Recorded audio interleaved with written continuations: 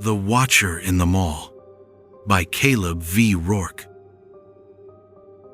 The mall was quiet tonight, too quiet. I sat at my desk in the security office, the hum of the fluorescent lights overhead blending with the faint buzz of static from the monitors. The cameras flickered occasionally, something they'd been doing for weeks now, but tonight it felt different. The air was thick, heavy, like a storm waiting to break. Miami's coastal plaza wasn't much to look at anymore. Once a bustling shopping center, it had become a ghost town of shuttered stores and empty food courts. My job was simple: patrol the halls, watch the cameras, and make sure no one broke in to loot what little remained. Easy money, or so I thought when I took the job.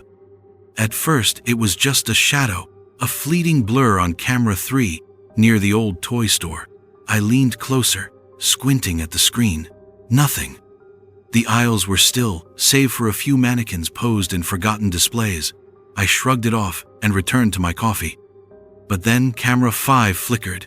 A figure, tall, indistinct, moved across the frame near the fountain in the central atrium. My heart skipped a beat as I grabbed my flashlight and radio. "Anyone there?" My voice echoed down the empty corridors as I stepped out of the office. The mall smelled stale, like damp carpet and mildew, with an undercurrent of something metallic, coppery, almost like blood. I followed the sound of my own footsteps to the atrium, where the fountain sat dry and cracked, under a skylight that barely let in moonlight anymore. Nothing moved, except for the flickering shadows cast by the dying lights overhead. Returning to my desk, I froze in place when I saw it.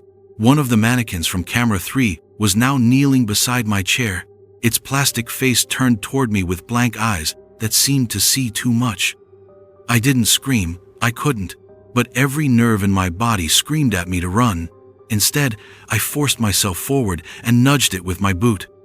It toppled over easily, lifeless as ever, but something about its pose had felt deliberate, mocking even. Back at my desk, I rewound camera 3's footage. The mannequin had been standing upright just 10 minutes ago, posed like it always was, but there was no sign of anyone moving it. Hours passed as I patrolled again and again, finding nothing but silence and shifting shadows that seemed to follow me wherever I went. Each time I returned to the office, another mannequin had moved closer, one leaning against the wall by the door, another crouched beneath the desk, one standing directly behind my chair when I turned around too quickly and nearly fell over it. I stopped checking the cameras after that. They only showed what I already knew, that something was here with me. By 3 a.m., I'd locked myself in the office and barricaded the door with filing cabinets and chairs. My flashlight flickered weakly as I sat trembling in front of the monitors, watching as more mannequins appeared on screen, dozens now scattered across every corner of the mall. They weren't just moving, they were watching, their heads turned toward every camera feed as though they knew exactly where I was. The final straw came when camera 7 went black for a moment before flickering back on, and there it stood, a figure cloaked in shadow amidst rows of mannequins near the old department store entrance. It wasn't plastic like them, it breathed. Its chest rose and fell slowly as it tilted its head toward the camera with deliberate curiosity. Then it smiled. Not a human smile, no teeth or lips, but something deeper, darker, like an absence where joy should have been. I don't remember much after that, except running through halls that seemed longer than they should have been, past mannequins whose hands reached out for me, but never quite touched, into corridors that twisted impossibly until they spat me out into daylight. When police found me wandering outside hours later, babbling about shadows and smiles that weren't smiles at all, they laughed. They didn't laugh when they checked my footage, though, or what little remained after most of it mysteriously corrupted overnight. I quit that job last week, but every night since then, I've dreamt about mannequins kneeling beside my bed, smiling without mouths, waiting for me to wake up so they can move closer again. And tonight, I swear I heard one breathing behind me before I turned off all my lights. The Hunger in the Attic by Eleanor D. Graves. When I inherited my grandmother's house, I thought it would be a fresh start. After my husband passed, life in the city felt suffocating, and the idea of retreating to rural Vermont sounded like a blessing. The farmhouse was old, creaky floorboards, peeling wallpaper, but it had a charm that reminded me of childhood summers spent chasing fireflies in its overgrown fields. I didn't know about the attic then. The first time I noticed the padlock, I was unpacking boxes in the upstairs hallway. There was a door at the end of the corridor, probably a staircase leading up into the attic. A heavy iron padlock hung from the latch, rusted but sturdy. I didn't think much of it at first. Old houses always have their quirks, but something about that door made my skin crawl. A week later, I found the key in a tin box tucked inside my grandmother's sewing cabinet. The attic smelled like mildew and something faintly sour, like spoiled milk. Dust motes swirled in the weak light, filtering through a single cracked window. Most of the space was filled with junk, broken furniture, yellowed newspapers, but near the back wall, I found a wooden trunk sealed with brittle twine. Inside were letters, dozens of them, written in my grandmother's shaky hand on paper so thin it threatened to tear under my touch. "Please stop feeding it." That line appeared again and again, scrawled across page after page in frantic loops of ink. Some letters were addressed to no one. Others were marked with names I didn't recognize, neighbors long dead, or strangers entirely. One letter caught my attention more than the rest. "It scratches when it's hungry. Don't let it out." That night, I heard scratching for the first time. It started faintly, a soft scritch-scritch coming from inside the walls near my bedroom. At first, I thought it was mice, or maybe squirrels nesting in the crawl space, but when I checked in the morning, all I found were bones. Tiny ones, birds or rodents, piled neatly in corners like offerings. The scratching grew louder over the next few days, moving from room to room as though following me. It wasn't until I woke up to find long gouges carved into my bedroom door that I realized this wasn't an animal. I called the local librarian for help after finding her number scribbled in one of my grandmother's letters. Her voice was cautious when she answered, but when I mentioned my grandmother's name, she fell silent for a long moment before finally saying, "You should leave that house." She told me about a man who had stalked my grandmother decades ago, a drifter who'd come to town and taken an unhealthy interest in her after her husband died. He disappeared one winter without a trace, but rumors lingered that he hadn't left town willingly. "Some folks say she locked him up," the librarian whispered, "but no one ever proved anything."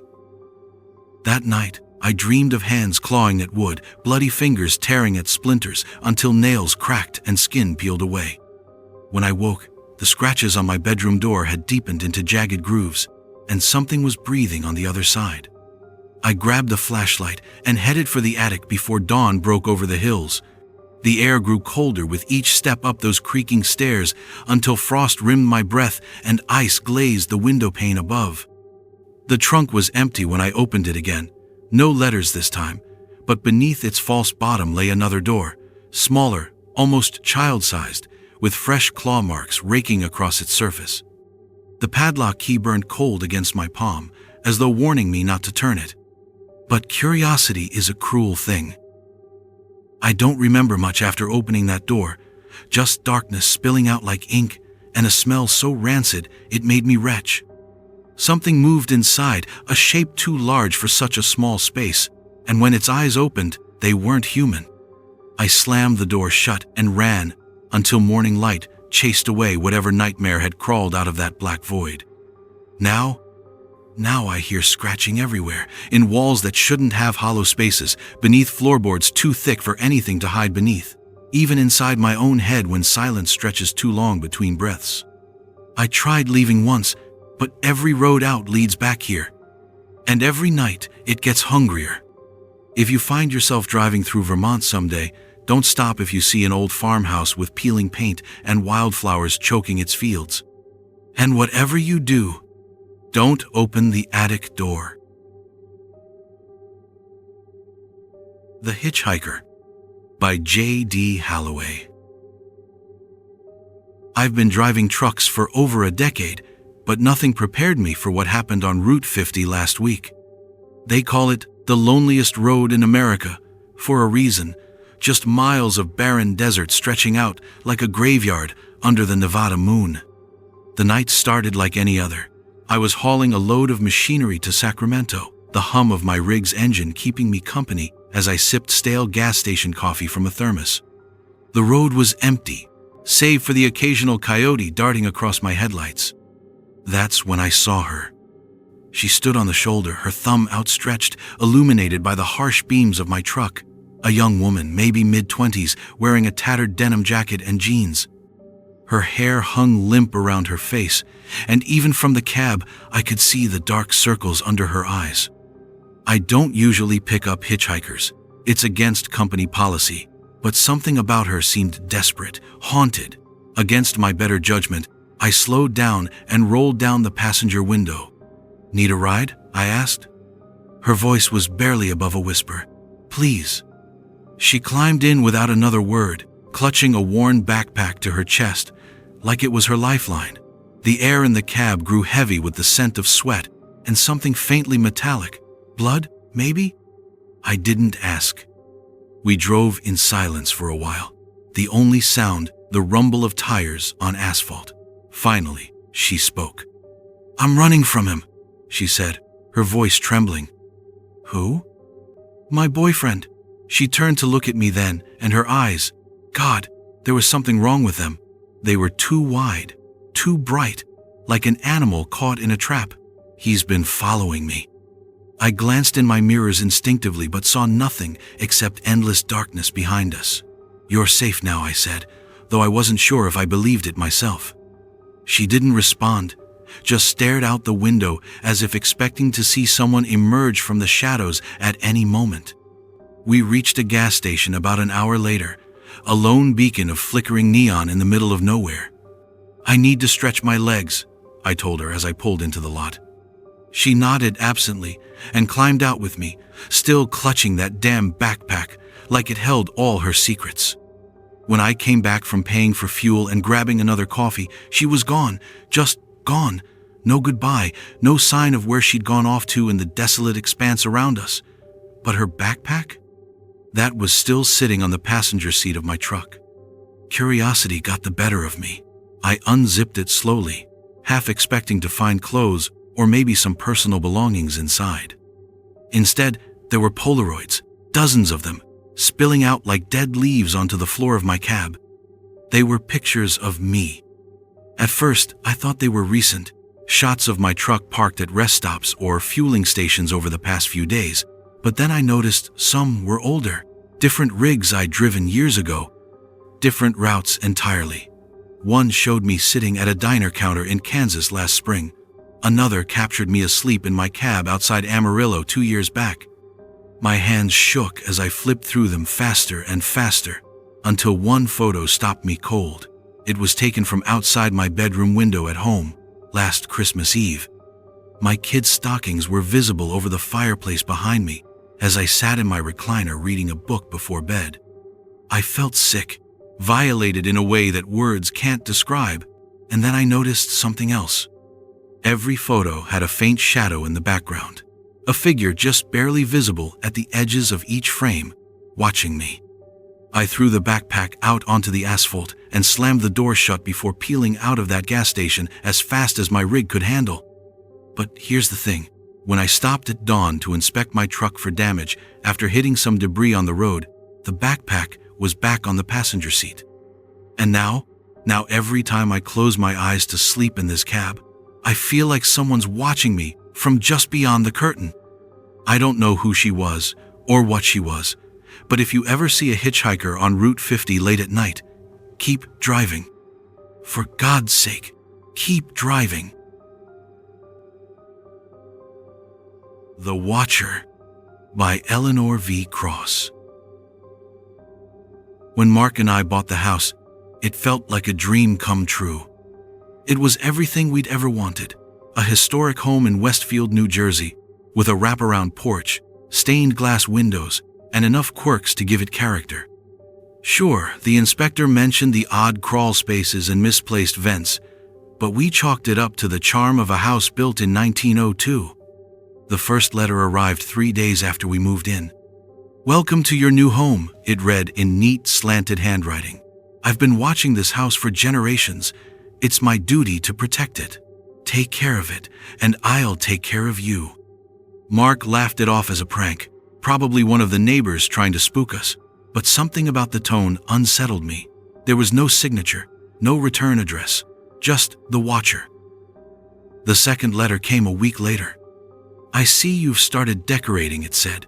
"The blue curtains in the living room are lovely, but I wouldn't hang anything too heavy on the walls. This house doesn't like nails." My stomach twisted as I read it aloud to Mark. We'd hung those curtains just 2 days ago, when all the windows were closed and locked. Mark tried to reassure me, but I could see the tension in his jaw as he checked every lock in the house that night. "It's just someone messing with us," he said. "We'll set up cameras tomorrow." But deep down, I knew this wasn't just a prank. It wasn't until the third letter that things took a darker turn. "You argue too much," it began. "This house needs peace, not your petty squabbles." My blood ran cold as I read those words. The night before, Mark and I had argued about his long hours at work, an argument that had taken place in our bedroom with all the doors shut tight. No one could have heard us, unless they were inside. That's when we started noticing other things. Food left out on the counter that neither of us remembered touching. Doors we swore we'd locked swinging open in the middle of the night, and once, most chillingly, a child's small handprint smudged on the dusty mirror in our attic crawlspace. We didn't have kids. We called the police after finding that handprint, but they were dismissive. No signs of forced entry, no evidence of trespassing. "Probably just an old print from a previous tenant," one officer said with a shrug as he closed his notepad. "But then why did it look so fresh?" Mark installed cameras around the house that weekend, motion-activated ones with night vision, but they didn't catch anything unusual at first. Just us moving around during the day and empty rooms at night, until last Thursday. That morning, Mark called me into his office with a pale face and trembling hands. He'd been reviewing footage from the living room camera when he noticed something strange. At 3:14 a.m., one of the vents near the ceiling shifted slightly, as if someone had pressed their hand against it from inside. And then 2 eyes appeared. They stared directly into the camera for several seconds before disappearing back into darkness. We didn't sleep that night, or any night since. Yesterday, while cleaning out one of those odd crawl spaces in the basement, Mark found something buried beneath a loose floorboard. An old journal filled with entries written in the same slanted handwriting as the Watcher's letters. "I've lived here for decades," one entry read. "This house needs me to keep it safe from people like you." Another page listed dates spanning over 50 years, each corresponding to when previous owners had moved out or sold the property under mysterious circumstances. The final entry sent shivers down my spine. They always leave eventually, but not before I show them why this house belongs to me. "We're leaving tomorrow, selling everything we own and moving far away from Westfield. But tonight, I heard something new. A soft creak above our bedroom ceiling. And now there's another letter waiting on our kitchen table, one we didn't hear being delivered. It says, 'You can't leave me.'" The Party Crasher by Emmy Voss. The balloons were the first things I noticed. They'd been bobbing cheerfully above the community hall's plastic tables all morning, neon pink, screaming yellow, until the air conditioning kicked on. That's when I noticed it. A single black balloon tangled in the cluster over the snack table. I hadn't ordered black. "Mommy, look!" My daughter Emily tugged my sleeve as a hired clown named Bubbles twisted a balloon poodle. Across the room, another clown stood motionless by the fire exit. This one wore no name tag. His costume was wrong, not the bright polka dots of Bubbles, but a stained ruffle collar the color of dried blood. The smile painted over his grease paint mouth stretched too wide, cracking at the edges like old porcelain. "Did you book 2 clowns?" My sister Jen nudged me, frosting smeared on her best aunt ever apron. The stranger raised a disposable camera. The click-click cut through children's laughter like scissors through crepe paper. He photographed only the kids. By pizza time, the hall smelled like pepperoni and my rising panic. The uninvited clown lingered near Emily's gift pile, peeling a clementine with gloved hands. I watched juice drip between his fingers, syrupy and dark as molasses. "Sir?" My voice trembled. "We didn't hire you." Up close, his makeup reeked of mothballs and spoiled milk. The camera dangled from his neck, my daughter's face trapped behind plastic film. "Party's over," I said louder. His head tilted, the motion liquid and wrong. When he spoke, it sounded like someone had recorded his voice and played it backward through water. "But the real party hasn't started." I reached for his sagging sleeve. My fingers closed on empty air as the hall lights flickered. He was gone. So was Emily's favorite gift, the unicorn backpack from her dad. In its place sat a VHS tape wrapped in birthday paper. The police laughed until I played the tape. Grainy footage showed our house at night. The camera lingered on Emily's bedroom window. A date stamp glowed in the corner. "Last night." Probably a prank, the officer said, but his pen shook as he wrote the report. He didn't notice what I did, that the footage continued after the camera crew left. That shadow by the rose bushes wasn't a tree. It was a ruffle collar. Tonight, I'm covering over Emily's windows with blackout shades. The community hall's manager just called. They found something wedged in the air vent. A stained glove.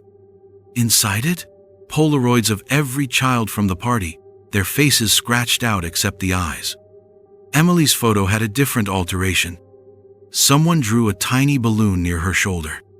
Black. "The locksmith comes tomorrow. Until then, I'm sitting guard with Jen's baseball bat.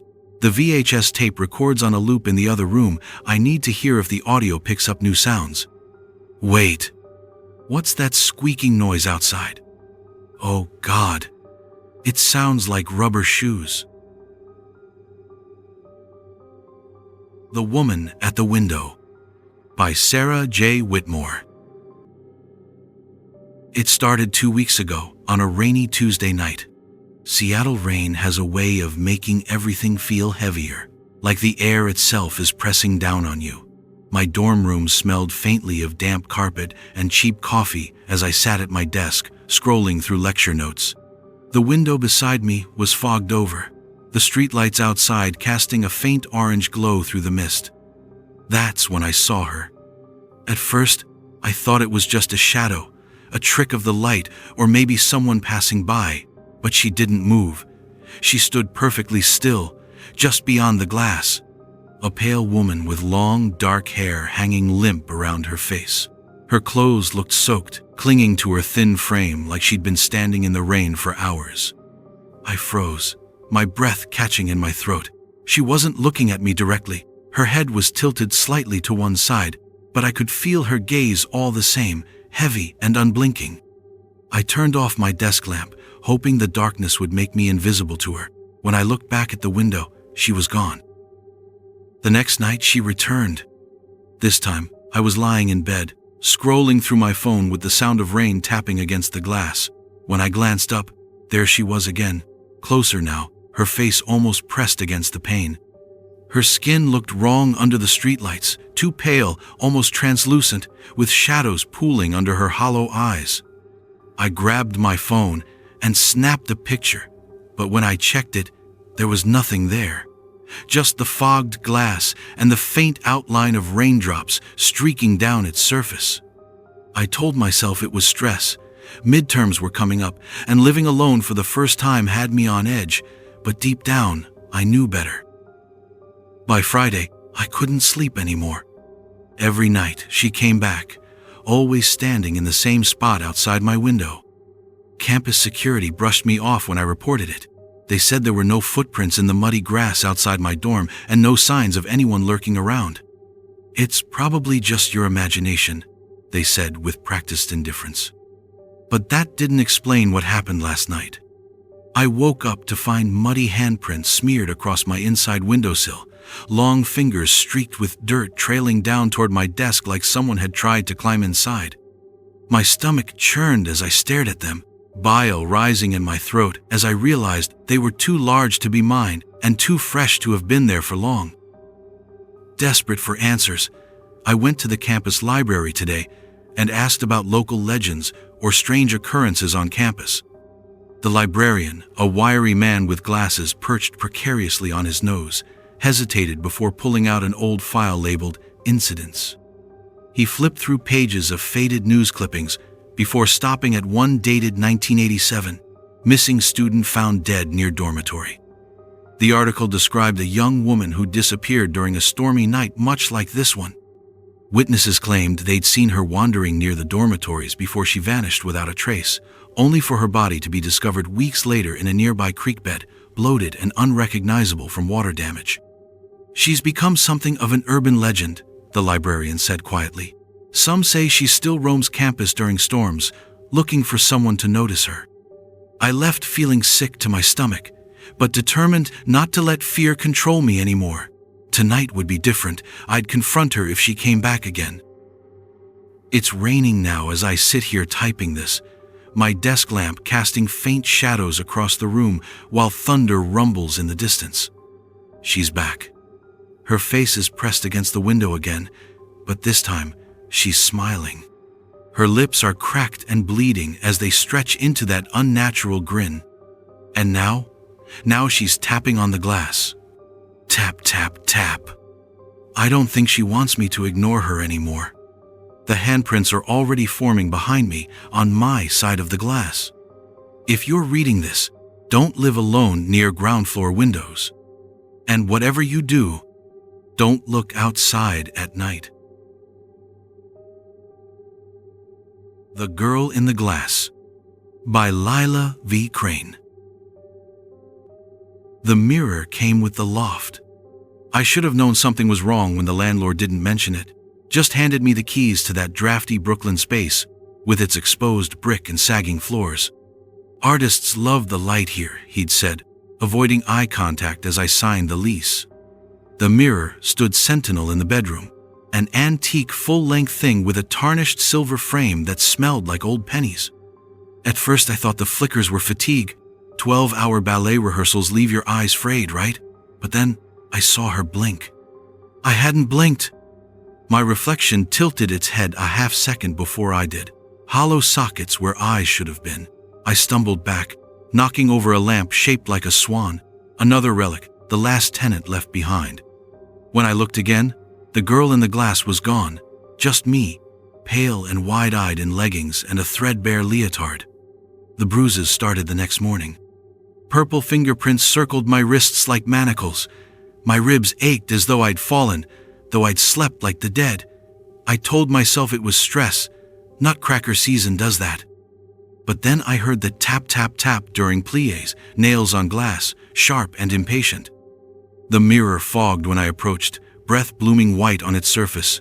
Her face pressed against the other side, nose flattening against cold silver. My face.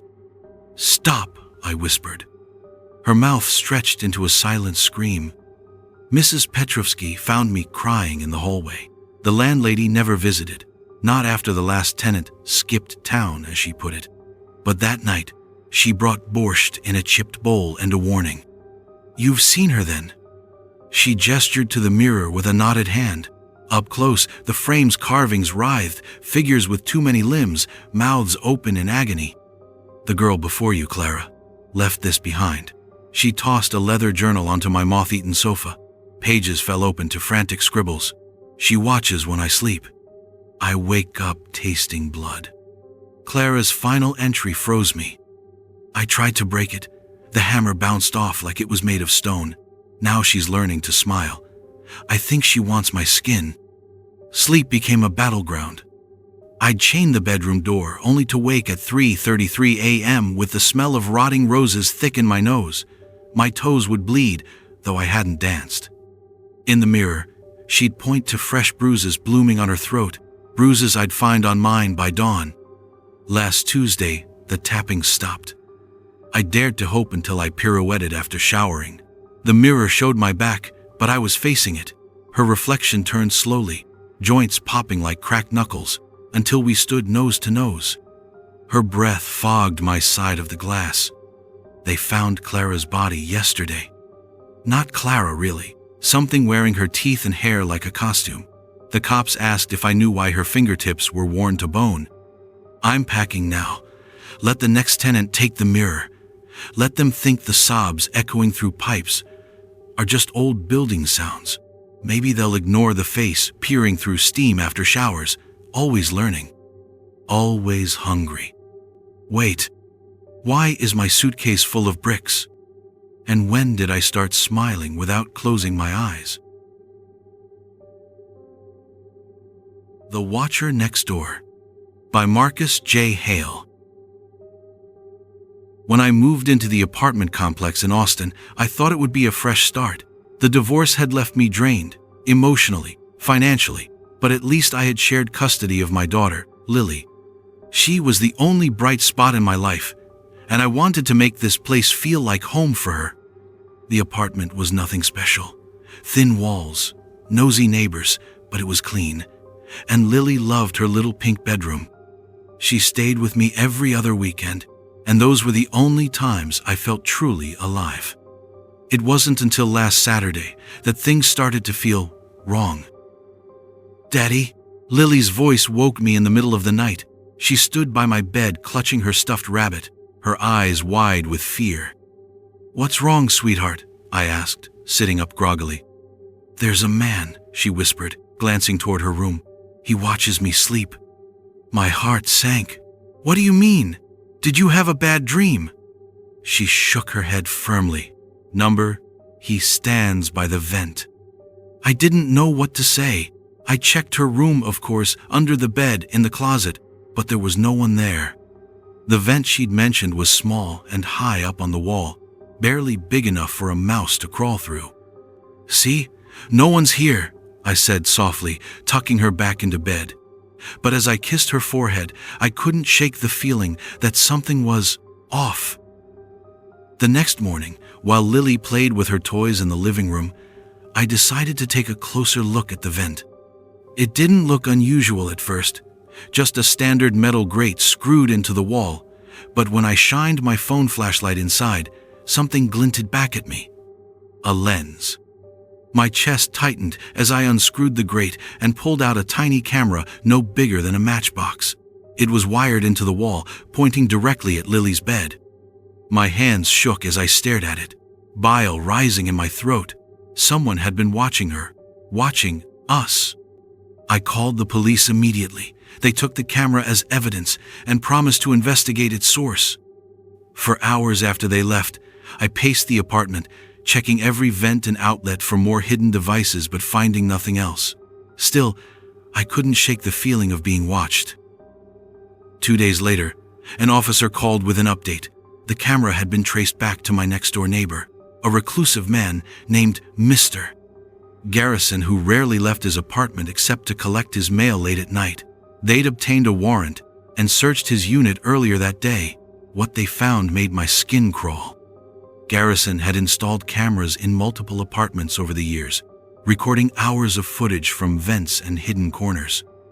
There were tapes labeled with dates and names, tenants who had lived here long before me, and among them was a tape marked with my unit number and Lily's name scrawled in shaky handwriting. "He had footage of your daughter," the officer said grimly over the phone, "but it goes further back than that." "What do you mean?" I asked, gripping the edge of my kitchen counter for support. "There are recordings of you too," he said after a pause, "at night, while you were sleeping." That evening, I couldn't stay in the apartment any longer. The thought of Garrison watching us through those walls made my skin crawl like ants were burrowing under it. Lily stayed with her mom while I packed up our things as quickly as possible. But before I could leave for good, curiosity got the better of me. I needed to see where he'd been hiding. I crept into his empty apartment after dark. The landlord hadn't changed the locks yet. The air inside was stale and suffocating, reeking of mildew and something faintly metallic. In his bedroom closet was a hole carved into the drywall, a tunnel leading directly to my daughter's room. And on his desk sat an old tape recorder still running, playing back sounds from my apartment. Breathing. Mine. And someone else's. I moved out that night without looking back. But sometimes late at night, I wake up to faint scratching behind my new apartment walls. And every time, I wonder if he ever really left, or if someone else is watching now. The Passenger on Route 23 by V.C. Blake. The flickering dome light was the first warning. I noticed it when I climbed into my beat-up Corolla after my night shift, a stuttering glow that made the shadows in the backseat twitch like spiders. 12 hours of nursing hospice patients through their final breaths had left me numb, but that uneven buzz pricked at my nerves like a needle. I should have checked the fuse. I didn't. Ohio's Route 23 is a ribbon of asphalt strung between cornfields and darkness after midnight. My headlights carved a tunnel through the fog as I drove, the yellow dashes disappearing under my wheels like breadcrumbs. That's when the truck appeared behind me. At first, it kept its distance, a hulking silhouette with blinding high beams. Then it sped up until its grille filled my rearview mirror, close enough to smell its exhaust through my cracked windows. My hands glued to the wheel, I tapped my brakes in warning. It didn't slow. I pulled onto the gravel shoulder near an abandoned barn, hoping it would pass. Instead, the truck idled beside me. The driver's window rolled down with a mechanical whine, and there he was, a face like uncooked dough under a baseball cap, eyes black pits swallowing the scant moonlight. "Need help?" he called. His voice was wrong, slick and syrupy like oil oozing from a crankcase. No, I lied, jamming my foot on the gas. The Corolla lurched forward, but the truck kept pace effortlessly, its passenger side mirror grazing mine with a screech that set my teeth on edge. For 10 miles we played this game, me swerving, him matching every turn, until I spotted a gas station's neon sign flickering ahead like a distress beacon. The attendant was asleep behind bulletproof glass when I pulled in. I parked beneath a buzzing sodium light, my hands trembling as I texted my sister, "Call cops if I don't MSG in 20. The truck didn't follow me in. I should have locked the doors. But the night was humid, sweat gluing my scrubs to my spine, so I cracked the windows while I ran inside for a water bottle. The bell jingled as I entered. When I came back out, the parking lot was empty. Relief washed over me like cool water. Then I heard the click, the sound of a seatbelt unbuckling from my back seat. The dome light chose that moment to die completely. Cold slithered down my neck as I gripped the steering wheel, too terrified to check the mirror. The air thickened with a new smell, copper and menthol, like blood and cough drops. Emily. My name slithered over the headrest, whispered by a voice that wasn't human. It mimicked speech, the way a crow mimics a scream. I slammed the accelerator. The Corolla fish-tailed onto the highway as a hand clamped my shoulder, fingers digging into muscle like meat hooks. I screamed, swerving toward the guardrail, but his other hand yanked the wheel hard left. "Don't wreck us," he crooned. "Not yet." In the flashes of passing headlights, I saw him in the rear view, not the truck driver. This man was younger, with a split lip and eyes that reflected light like a cat's place. His knee brushed a toolbox on the floor. Duct tape, zip ties, a bone saw flecked with rust. I did what they teach us in the ER for seizure patients, bit down hard on his thumb until cartilage crunched. He howled, recoiling just long enough for me to grab the saw and swing blindly. It connected with a wet thunk. The car veered into oncoming traffic as we grappled. Headlights blinded me, a semi's horn blared, and then impact. When I woke, the windshield was a spiderweb of cracks. The back seat was empty, but his toolbox remained, along with Polaroids spilled across the floor. Me pumping gas earlier. Me buying aspirin at Walgreens. Me asleep in my call room, unaware of the shadow looming in the doorway. State troopers found his blood on my headrest, but no body. They think he fled into the fields. I know better. Last night, my new apartment's motion light flickered the same way my car's dome light did. When I peered through the blinds, Two figures stood in the parking lot, the truck driver and the man from my back seat, staring up at my window. The taller one waved. I've boarded up the windows, changed my name, moved 3 states over. But every time my phone rings after midnight, I still hear breathing before they hang up. The Wrong Number by Nathaniel C. Graves. It started with a phone call. I was sitting in my high-rise apartment, the glow of my laptop casting faint shadows on the walls. Outside, Chicago's skyline sparkled against the night sky, but inside, the only light came from my phone screen as I scrolled mindlessly through social media. Then, it rang. The number was unfamiliar, but I answered anyway. Hello? At first, there was only static, a faint crackling like an old radio struggling to find a signal. Then, a woman's voice broke through, trembling and barely above a whisper. "He's inside my house." My stomach dropped. "What? Who is this?" "I don't know where to hide," she continued, her words coming in gasping sobs. "He's in the kitchen now."